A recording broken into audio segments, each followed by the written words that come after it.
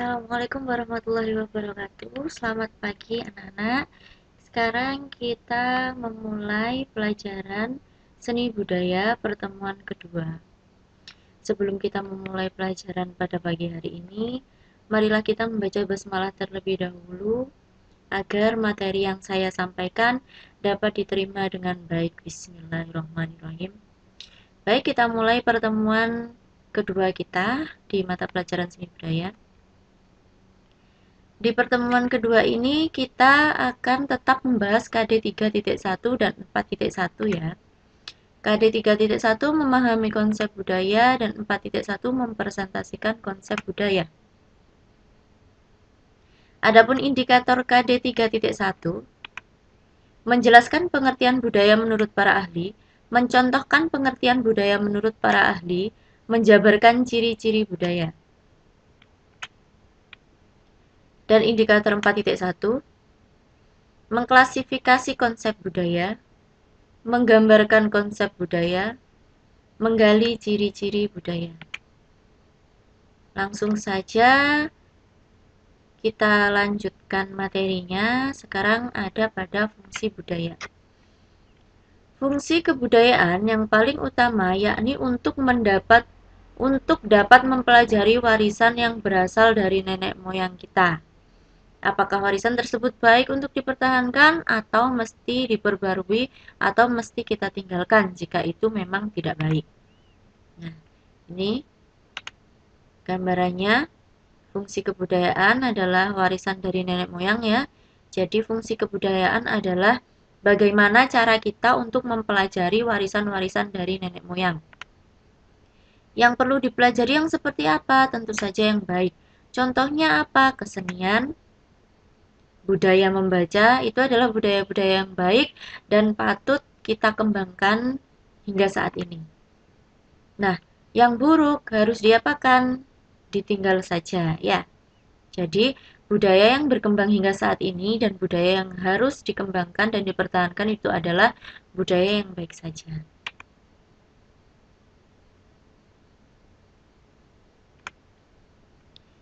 Kita masuk pada unsur-unsur budaya. Yang pertama adalah sistem mata pencaharian hidup. Contohnya apa saja sistem mata pencaharian hidup tersebut?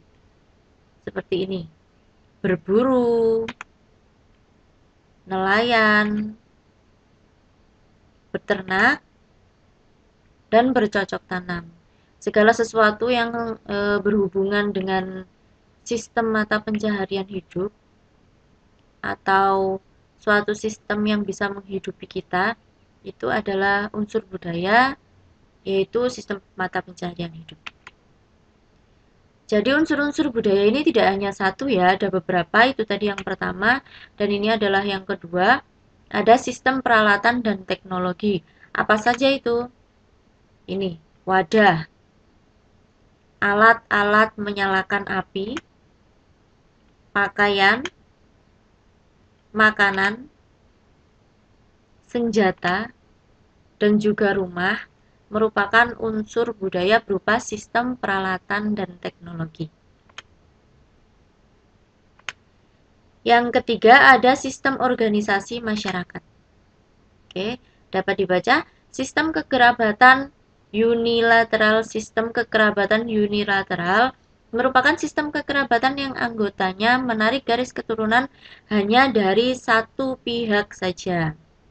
Mungkin dari ayah atau bisa menjadi dari ibu saja. Sistem ini dibagi menjadi dua ya. Yang pertama sistem kekerabatan matrilineal. Nah, sistem ini merupakan sistem kekerabatan yang anggotanya hanya menarik garis keturunan dari pihak ibu saja. Misalnya ini ada masyarakat Minangkabau, Kerinci, Semendo atau Sumatera Selatan, dan Lampung. Yang kedua, sistem kekerabatan patrilineal. Nah, sistem ini merupakan sistem kekerabatan yang anggotanya hanya menarik garis keturunan dari pihak ayah saja. Misalnya, ada masyarakat Alas, Gayo, Tapanuli, Nias, Pulau Buru, Pulau Seram, Lampung, dan Bali. Ini hanya menarik garis keturunan dari ayah saja.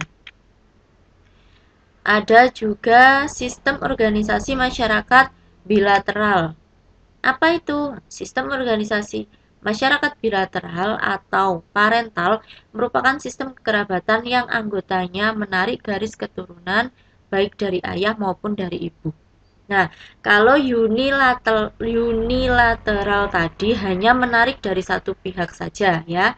Kalau matrilineal itu dari ibu, kalau patrilineal itu dari ayah saja. Sedangkan yang bilateral itu menarik dua garis keturunan, jadi tidak hanya satu.